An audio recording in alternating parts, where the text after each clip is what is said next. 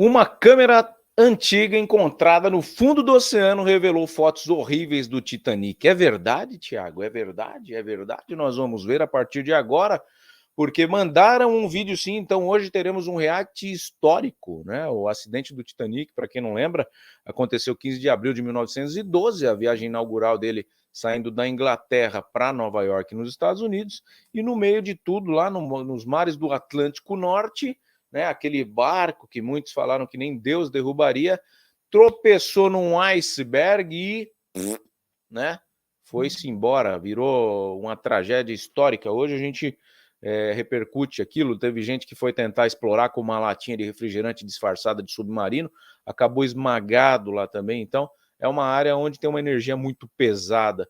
E aí, com essa câmera antiga, suposta câmera antiga encontrada no fundo do oceano, vieram à tona novas fotos que não foram divulgadas nem em filmes. Então a gente vai fazer esse react aqui do canal Top Facts, que é um canal pequeno aqui no YouTube, tem 22 mil inscritos, mas eu achei muito interessante, vocês mandaram em respeito a vocês. A gente vai fazer a reação. Quero os comentários de vocês aqui embaixo. Quem se lembra do Titanic, né? Quem assistiu o filme do Titanic, né? Vai ver fotos reais a partir de agora aqui. Então eu peço que vocês tomem cuidado aí para não se impressionar muito também com esse vídeo. Eu não sei, eu não assisti o vídeo, vou assistir junto com vocês. Solta na tela aí. Uma catástrofe de escala mundial. Seu destino, pode-se dizer, estava fadado desde o início. Maus presságios e erros críticos o acompanharam desde sua criação até o desenrolar da tragédia. Desde chaves perdidas até um iceberg não avistado. Tudo isso foram elos de uma cadeia de fatalidades absurdas. Você está no canal Top Fatos e encontramos 20 fotos misteriosas que lançarão luz sobre o grande drama do início do século XX. Vamos começar a exibição.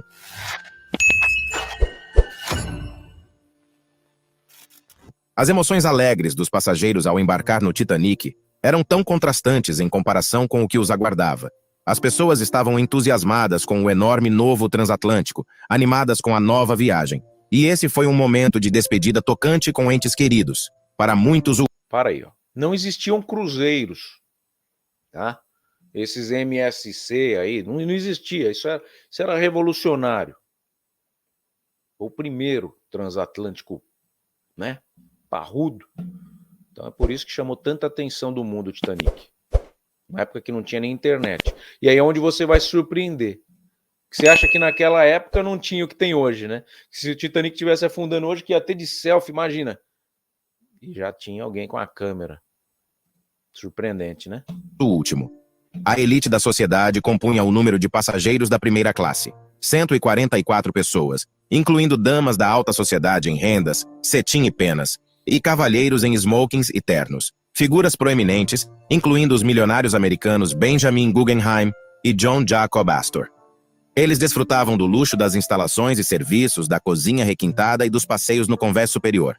As cabines para passageiros da segunda e terceira classes, que eram pequenos funcionários, servos, trabalhadores ou imigrantes, eram muito mais simples, assim como suas roupas.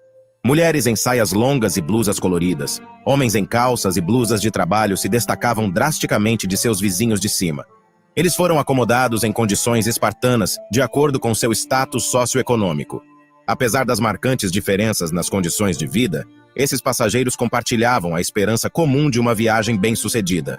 É triste pensar que, acenando adeus AOS que ficavam, eles se voltaram para seu destino iminente e terríveis espetáculos e sentimentos angustiantes os aguardavam. O Titanic quase começou sua jornada fatídica com um acidente. No porto de Southampton, a equipe quase conseguiu evitar uma colisão com o navio New York, que estava próximo. Devido à greve de carvão no porto, muitos grandes navios ancorados estavam acumulados nas proximidades. O risco acompanhou o Titanic a cada passo, e seu tamanho e a potência de suas hélices quase causaram um mau serviço. Na manhã do dia 10 de abril de 1912, ao manobrar para fora do porto em sua viagem inaugural com a ajuda de rebocadores, o transatlântico começou a se mover a uma velocidade de 6 nós, e ao passar por outros navios, criou uma forte agitação com suas dimensões. Como resultado, os cabos do New York se romperam, e ele começou a derivar livremente, sendo atraído para o Titanic.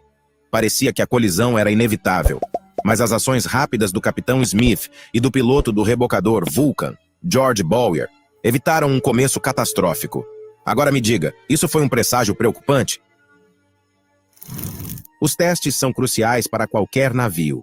O teste do Titanic foi planejado para o 1º de abril de 1912, mas teve que ser adiado para o dia seguinte devido ao mau tempo. A agenda apertada significava que o Titanic tinha um dia a menos em Southampton para se preparar adequadamente para a primeira viagem. No 2º de abril, o dia estava claro, e o Titanic, com sua equipe de trabalhadores, foguistas, lubrificadores, bombeiros e engenheiros, iniciou os testes. É interessante porque, apesar da importância deste evento, a equipe principal da viagem e o projetista Thomas Andrews, o diretor executivo do estaleiro Harland & Wolff e representantes do ministério estavam ausentes. Os primeiros testes duraram cerca de 12 horas em um cronograma reduzido e com uma equipe reduzida, em condições atípicas considerando a longa viagem transatlântica que se seguia. Você não acha isso estranho e até alarmante?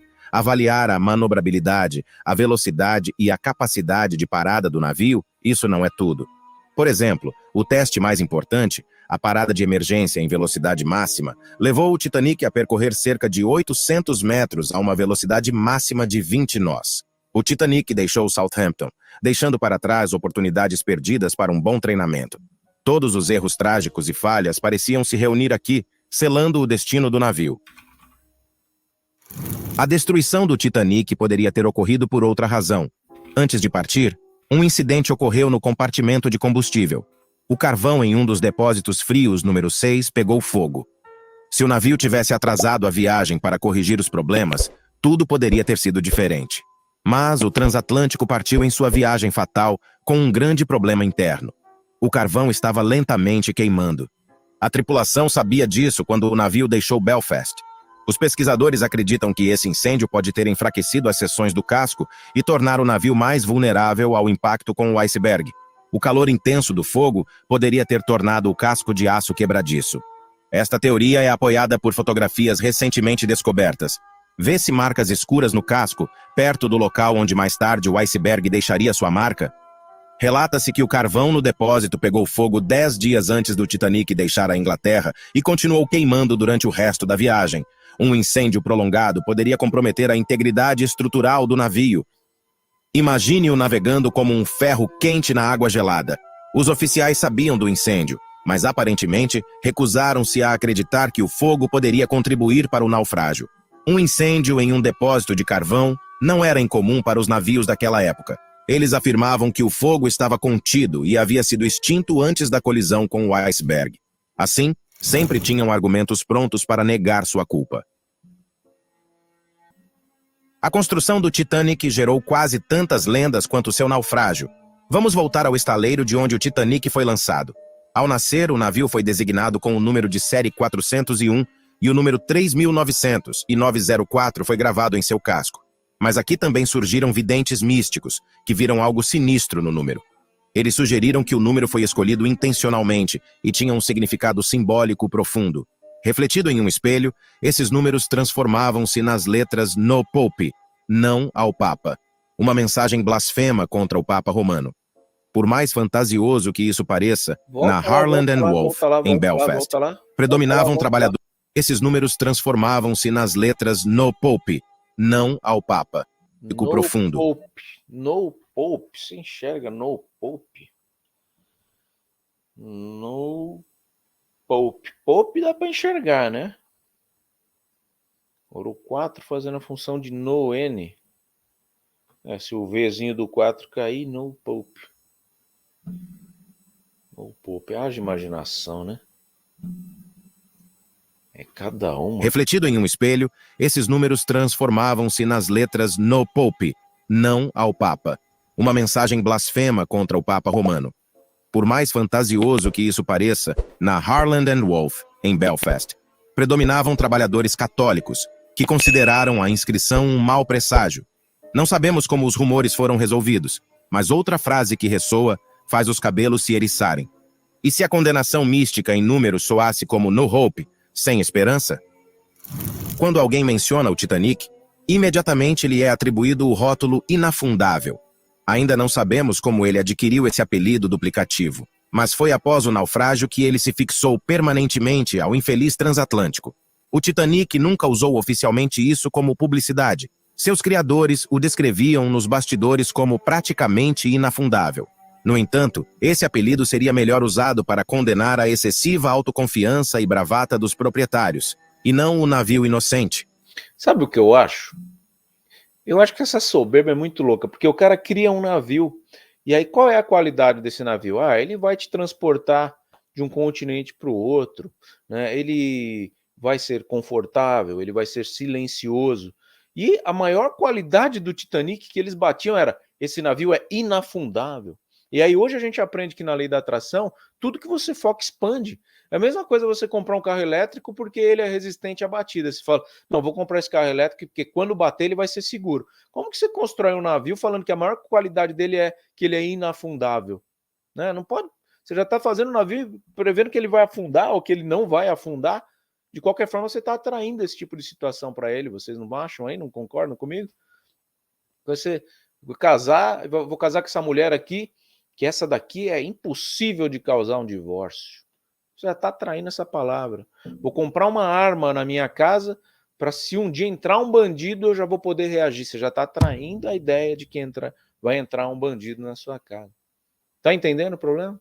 E esse é um dos maiores erros que eu vejo nessa questão do Titanic.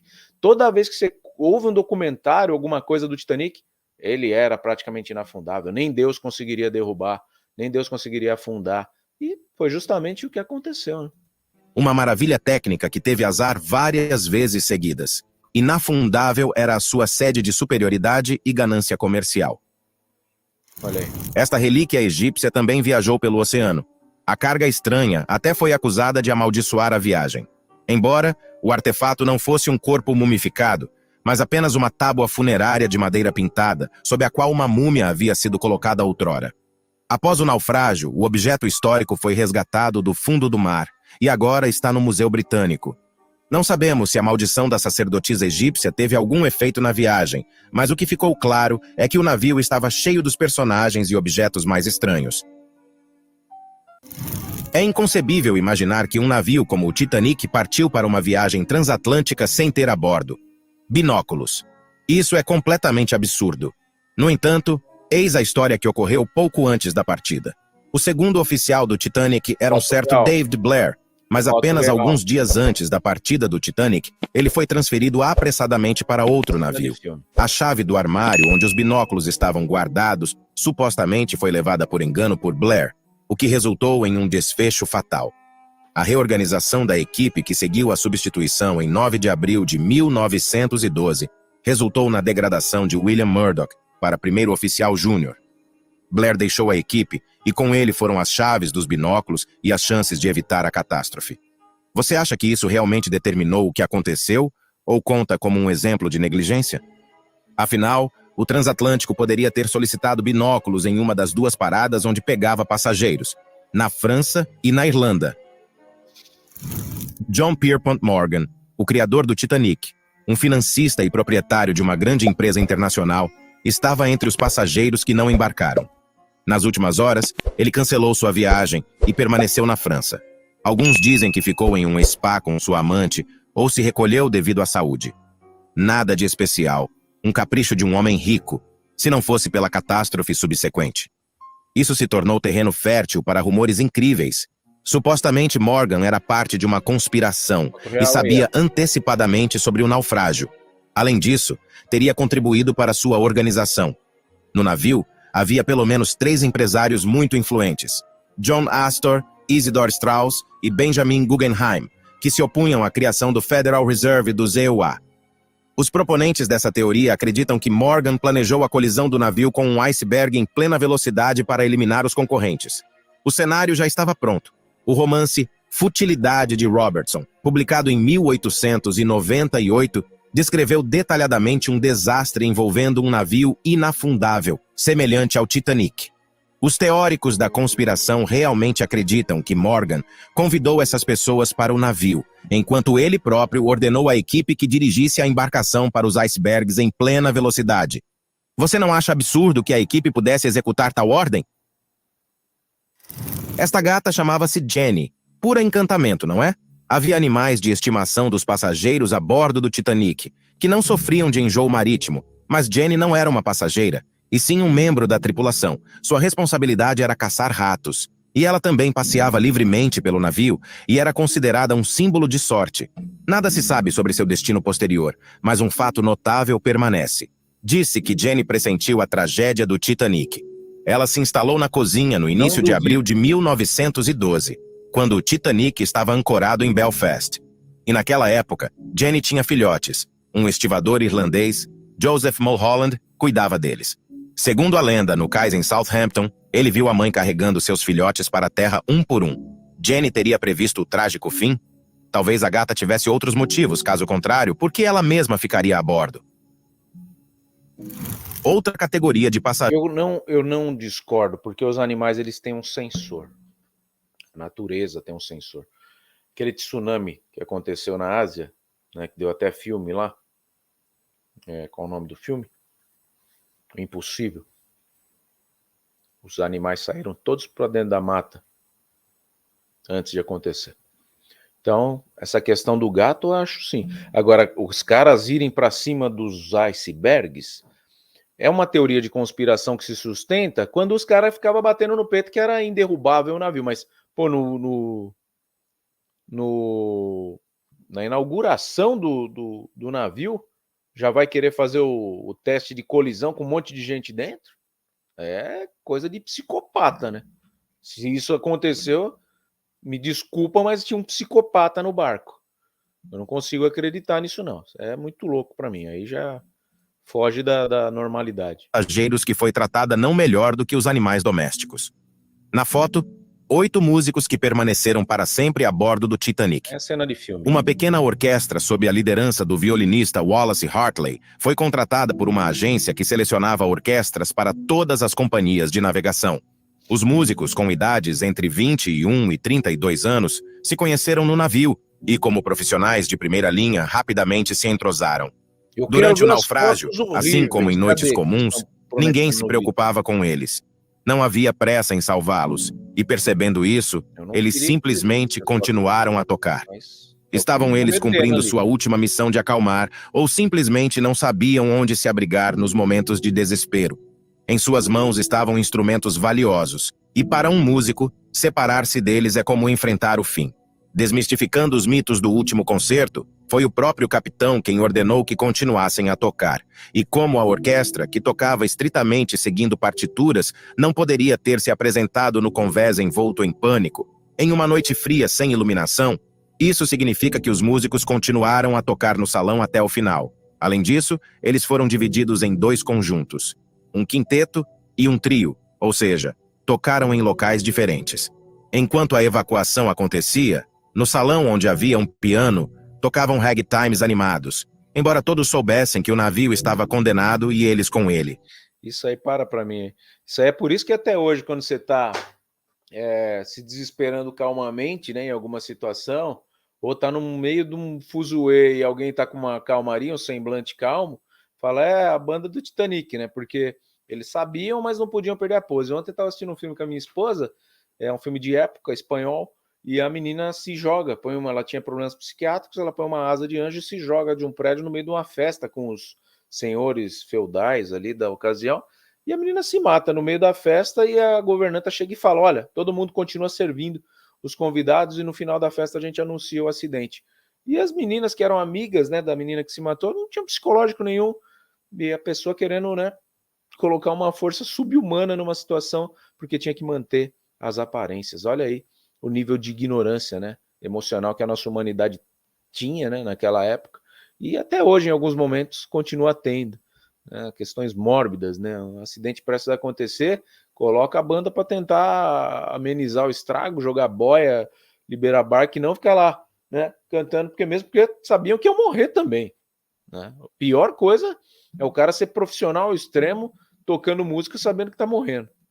Os últimos passageiros a deixar o navio no bote salva-vidas número 4, por volta da 1h55 da manhã, lembram da melodia Outono. E já ninguém podia dizer se eles tocaram o hino religioso Nearer, My God, to Thee, como uma despedida. Todos os músicos do Titanic pereceram. O corpo do líder foi solenemente sepultado em sua cidade natal perante milhares de enlutados, e o violino foi restaurado. Todos os 8 nomes após aquela noite tornaram-se símbolos de coragem e dedicação à arte. É bem sabido que o navio era a personificação do luxo. Pelo menos, seus passageiros da primeira classe eram a nata da sociedade e encarnavam uma riqueza incalculável. Eles estavam cercados pelas melhores comodidades, equipamentos ultramodernos, viviam em cabines espaçosas, desfrutavam de uma cozinha requintada e de entretenimentos extravagantes, como convém à elite. Suas cabines estavam estrategicamente localizadas mais próximas a AOS botes salva-vidas, e a taxa de sobrevivência foi de cerca de 62%, conforme indicado na análise oficial após a tragédia. Em contraste agudo com essas condições, estava a situação dos passageiros da terceira classe, entre eles, principalmente imigrantes, sonhando com uma nova vida na América. Embora as acomodações para eles parecessem mais confortáveis em comparação com outros navios daquela época, eram modestas e funcionais.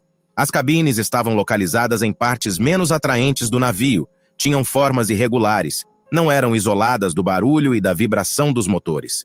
A divisão de classes significava não apenas diferentes níveis de conforto, mas também proximidade de acesso a recursos críticos de salvamento e evacuação. Barreiras e portões que separavam os espaços da terceira classe do resto do navio dificultaram significativamente o salvamento desses passageiros. Eles não conseguiram acessar os botes salva-vidas a tempo. Isso não foi apenas uma catástrofe no oceano, mas um dramático drama de desigualdade social da época.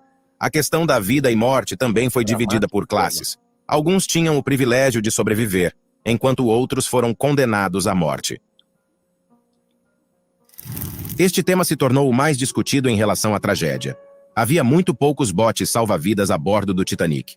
Ele partiu para a viagem fatídica com apenas 20 botes salva-vidas, um número catastroficamente insuficiente para a quantidade de passageiros e tripulantes. Isso foi excesso de confiança na inafundabilidade ou negligência com os protocolos? De qualquer forma, essa lamentável falta determinou o destino de centenas de pessoas. O número de lugares nos botes salva-vidas a bordo era de 1.178 para uma capacidade total do transatlântico de 3.547 passageiros e tripulantes. Morreram de 1.495 a 1.640 pessoas de 2.225 que estavam a bordo. O projeto do navio previa 48 botes salva-vidas, mas a administração por algum motivo decidiu se contentar com 20. Esse era o mínimo. 16 botes com capacidade para 65 pessoas cada e 4 pequenos botes dobráveis, com capacidade para até 47 pessoas. Ninguém pensou que eles realmente seriam necessários, e até essas capacidades limitadas foram utilizadas de forma imprudente.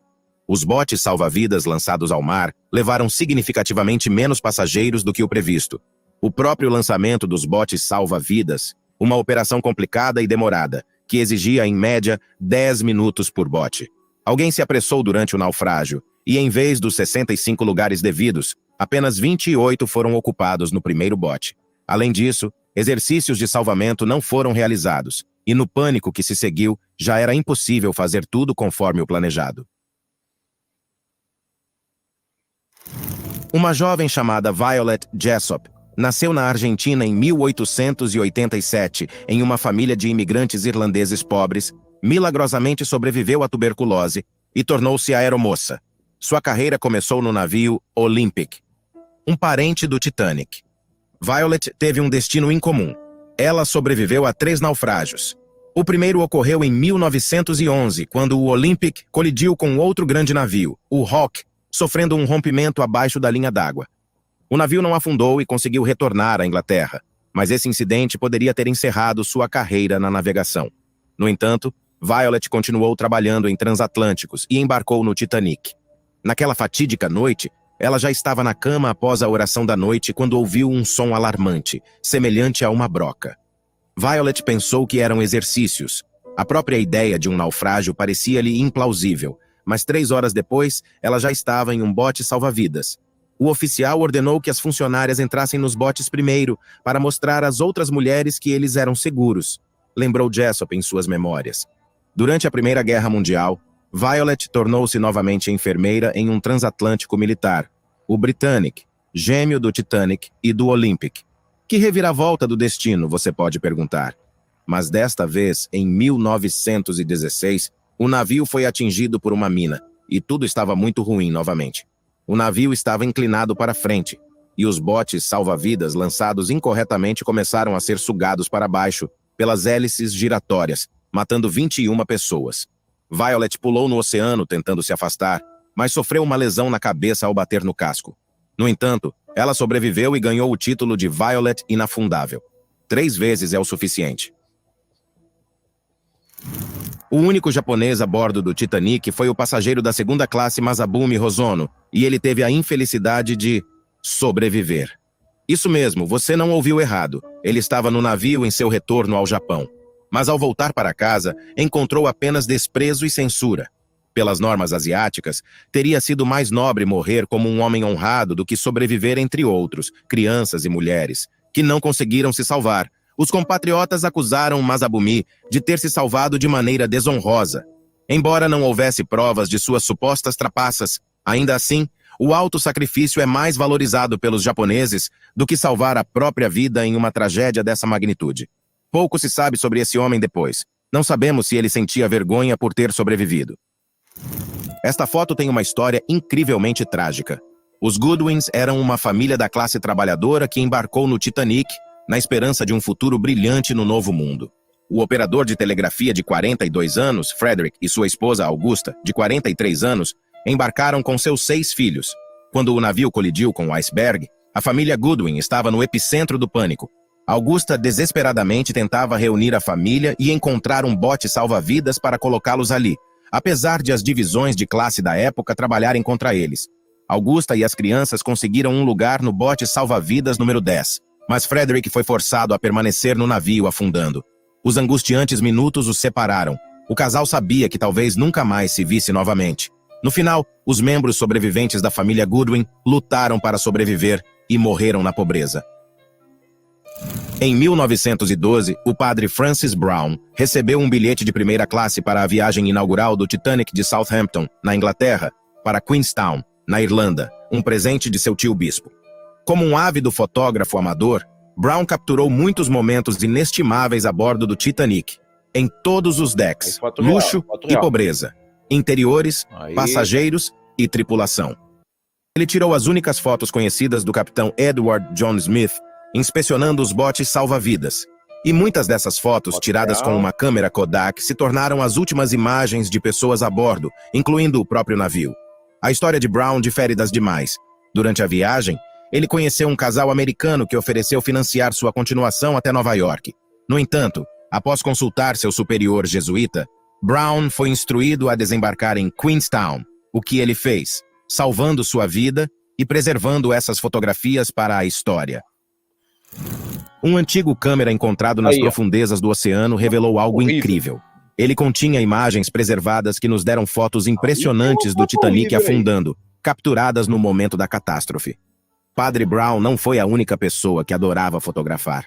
Há uma teoria de que um rico passageiro da primeira classe tirou essa foto angustiante. O que você faria se estivesse preso em um navio afundando? Salvaria sua bagagem, tentaria sair do convés ou preservaria momentos para a história? É desconhecido quem era a mulher na foto, se ela sobreviveu e o que ela está tentando salvar em suas mãos. Mas a foto captura vividamente o terror que ela, sem dúvida, sentiu enquanto o Titanic afundava nas águas geladas. Você acredita que um filme fotográfico ou placas fotográficas poderiam ser preservados na água do oceano? Você tem certeza de que a foto é do Titanic? Existe uma teoria da conspiração segundo a qual o Titanic foi substituído em sua viagem por um navio irmão. Esse navio existia e era chamado de Britannic. Alegava-se que o objetivo da fraude cuidadosamente planejada era um esquema de seguro para evitar um desastre financeiro. É uma hipótese bastante ousada, mas o Britannic era o terceiro e maior navio da companhia White Star, quase uma cópia de seu infeliz irmão. Os céticos afirmavam que esses dois navios eram assustadoramente semelhantes e que foi o Britannic, disfarçado de Titanic, que foi intencionalmente afundado. Supostamente, os proprietários receberam o dinheiro do seguro e mantiveram o novo navio inafundável intacto. Você concorda que essa teoria realmente não resiste à crítica? Mas aparentemente, mesmo no caso da família titânica, o destino cruel não foi evitado. Ele se abateu sobre todos os 3 transatlânticos, incluindo o Olympic. O Britannic encontrou seu trágico fim na Primeira Guerra Mundial. Em 1916, ele atingiu uma mina e afundou. De uma forma ou de outra, os proprietários não conseguiram manter nenhum de seus valiosos navios. O navio que observava o Titanic afundar e não veio em seu socorro foi o navio a vapor Californian, que estava nas proximidades naquela fatídica noite e, deixando sem resposta os sinais de socorro do Titanic, não tomou nenhuma atitude. No entanto, algumas horas antes da colisão do Titanic com o iceberg, o operador de rádio do Californian enviou um aviso sobre as massas de gelo a todos os navios próximos, incluindo o Titanic. Novamente, por uma coincidência infeliz, a mensagem não chegou ao capitão Smith, porque o operador de rádio Jack Phillips não considerou suficientemente urgente. A comunicação foi mais um erro fatal na cadeia de causas da tragédia. Phillips estava ocupado transmitindo telegramas de passageiros. Ele era um operador experiente com uma taxa de transmissão de 39 palavras por minuto. A média era 18. Tinha celebrado seu 25º aniversário 3 dias antes e já havia sobrevivido a 2 naufrágios. Além disso, na noite anterior, ele e seu colega haviam consertado o transmissor quebrado devido à sobrecarga e estavam bastante exaustos. A mensagem sobre os icebergs era de natureza colegial e não tinha o prefixo MSG, imediatamente para o capitão. Portanto, Phillips dispensou rudemente o falador. "Cale-se, estou trabalhando com Cape Race. Você está interferindo. Você está obstruindo o meu sinal." E mesmo depois que o Californian viu os sinais de socorro do Titanic, o carpinteiro de bordo James McGregor até afirmou que viu pessoalmente o navio e os sinais, o operador de rádio saiu do seu turno e o capitão Stanley Lord não tomou medidas para prestar auxílio. A investigação do naufrágio do Titanic mostrou que o Californian poderia ter salvado muitos, se não todos, se tivesse ido em auxílio. E embora acusações formais nunca tenham sido feitas contra o capitão, Stanley Lord passou o resto de sua vida tentando limpar seu nome. Seu navio, ironicamente, encontrou seu trágico fim 3 anos depois. Foi afundado por um submarino alemão durante a Primeira Guerra Mundial. Realmente, a negligência humana não provoca nada além de frustração e raiva. Se você gostou deste episódio e quer ver... Posso falar o que eu penso aqui, né? Ninguém vai querer. Esse vídeo aqui é um bait. Esse vídeo aqui, o que é um bait? É um clickbait, porque ele propõe uma coisa que ele não cumpre. Ele não cumpre. Fotos horríveis do Titanic, legal. Foi encontrada uma câmera antiga no fundo do mar. Baita câmera também. Baita câmera. Baita câmera para resistir, né? 1912. Agora, aquela foto da mulher é horrível. É uma foto horrível. Mas não são fotos horríveis. Temos uma foto. Eu mesmo não tinha visto essa foto da mulher desesperada ali se afogando. E baita frieza do fotógrafo, como ele falou, né? Não morreu todo mundo. Né? De 2.225 que tinha, um pouco mais de 1.400 sobreviveu. Quando fala a velocidade ali do... Eu não sou nenhum marinheiro profissional, né? Mas quando falo os nós, a velocidade ali, 6 nós, 20 nós, cada nó, pelo que eu aprendi, é perto de 2 quilômetros. Tá? Então, 20 por hora é 40 quilômetros por hora. Um pouco menos, 36, 37 quilômetros por hora. Só para você se situar. E esse acidente do Titanic, ele dá muito pano para manga até hoje, né? Mas eu achei que viriam fotos, né? Não que a gente queira ver desgraça aqui, mas o vídeo lá do canal Top Facts promete fotos horríveis do Titanic. Eu não vi. Eu vi fotos boas, reais ali sim, mas eu já tinha visto. Agora inédita foi a da mulher na água lá. Então, vale um pouco a pena? Vale um pouco a pena. Espero que você tenha ficado comigo aqui até o final, porque a gente está analisando juntos, tá? Deixa aí o seu comentário se você gostou, se você curte, né, essas análises. Deixa o seu joinha, por favor, valide o nosso canal, que a gente está aqui sempre tentando trazer a verdade dos fatos e analisando os vídeos mais importantes que vocês mesmos sugeriram. Agradeço a você que me mandou esse vídeo do Top Facts para a gente analisar aqui no canal Thiago Parigiani. Até a próxima. Valeu.